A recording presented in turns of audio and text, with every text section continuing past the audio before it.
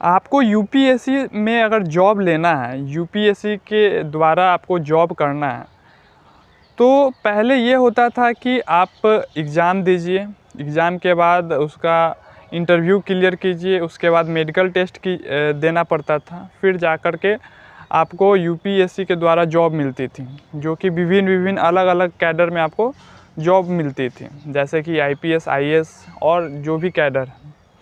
तो ये तो हो गया कि यूपीएससी में एग्ज़ाम के द्वारा जॉब कैसे लें, एग्ज़ाम फाइट करके, कंपटीशन फाइट करके जॉब कैसे लें। लेकिन 2018 से एक लेटरल एंट्री के द्वारा भी यूपीएससी जॉब प्रोवाइड करते हैं, और इस लेटरल एंट्री में ना ही आपके एग्ज़ाम कंडक्ट करवाए जाते हैं और ना ही आपके मेडिकल चेकअप कराए जाते हैं। बस आपको एक्सपीरियंस के बेसिस पे यूपीएससी आपको जॉब देती है। तो यह लेटरल एंट्री के द्वारा बिना एग्ज़ाम दिए या फिर बिना मेडिकल पास किए यूपीएससी कैसे जॉब दे देती हैं।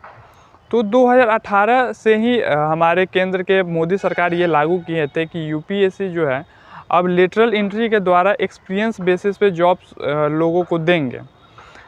तो अभी हाल में ही मई के महीना में, पिछले महीने में करीब 20 कैंडिडेट को लेटरल एंट्री के द्वारा जॉब दी गई थी, और यह जॉब कॉन्ट्रैक्ट बेसिस पे थे। 3 से 5 साल तक ही उसमें काम कर सकते हैं जो भी उसमें जॉब लिए हैं वो।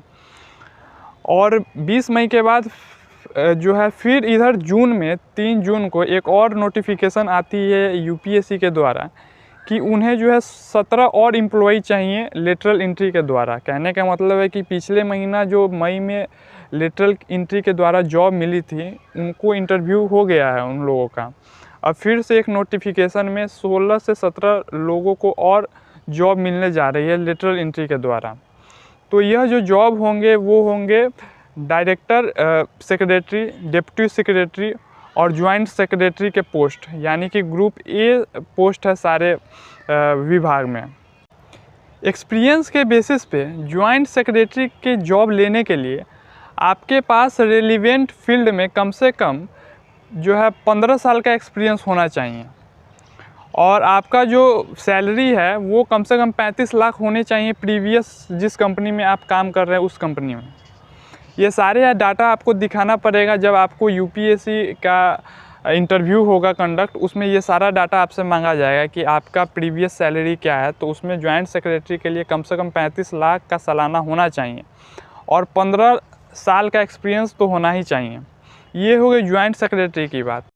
वैसे ही डायरेक्टर सेक्रेटरी के पोस्ट के लिए आपके पास रेलिवेंट फील्ड में कम से कम 10 साल का एक्सपीरियंस होना ज़रूरी है, और जिस कंपनी में अभी आप काम कर रहे हैं वहाँ पे आपको कम से कम 20 लाख का सैलरी मिल रहा हो, तभी आप यूपीएससी के इस लेटरल एंट्री के लिए अप्लाई करने के लिए एलिजिबल हो सकते हैं। और डिप्टी सेक्रेटरी के लिए रेलिवेंट फील्ड में कम से कम आपको 7 साल का एक्सपीरियंस होना चाहिए, और अभी जो आपका वेतन है वो कम से कम 15 लाख होने चाहिए, तभी जाके आप एलिजिबल हैं यूपीएससी के इस लेटरल एंट्री में अप्लाई करने के लिए। अप्लाई करने का बहुत सिंपल प्रोसेस है। आपको यूपीएससी के ऑफिशियल वेबसाइट पे जा कर के अप्लाई कर देना है, और ये एप्लीकेशन अभी चालू है और जून के अंतिम महीने तक ये चालू रहेंगे ये एप्लीकेशन। और इसके बाद जो है एप्लीकेशन फिल होने के बाद आपका जो है वो शॉर्ट लिस्टेड होंगे नाम, और शॉर्ट लिस्ट होंगे आपके एक्सपीरियंस के बेसिस पे। जिस हिसाब से आपने फॉर्म अप्लाई किए हैं उस हिसाब से आपका नाम शॉर्ट लिस्ट होगा। उसके बाद जो है कॉल किए जाएंगे एम्प्लॉय को, और उसके बाद इंटरव्यू होंगे। इंटरव्यू कंडक्ट करने के बाद जिस हिसाब से आपका उसमें परफॉर्मेंस होगा उस हिसाब से आपको मार्क्स दिए जाएंगे। हालांकि मार्क्स जो है वो कम से कम 50 नंबर आना चाहिए इंटरव्यू में, और टोटल मार्क्स है वो 100 में कम से कम 50 मार्क्स आने चाहिए आपको इसको क्लियर करने के लिए। हालांकि अगर कट ऑफ की बात करें तो कट ऑफ अगर इसमें ज़्यादा आएंगे तो उस हिसाब से जो है कट ऑफ का भी ध्यान रख के आपको इंटरव्यू का तैयारी करना चाहिए।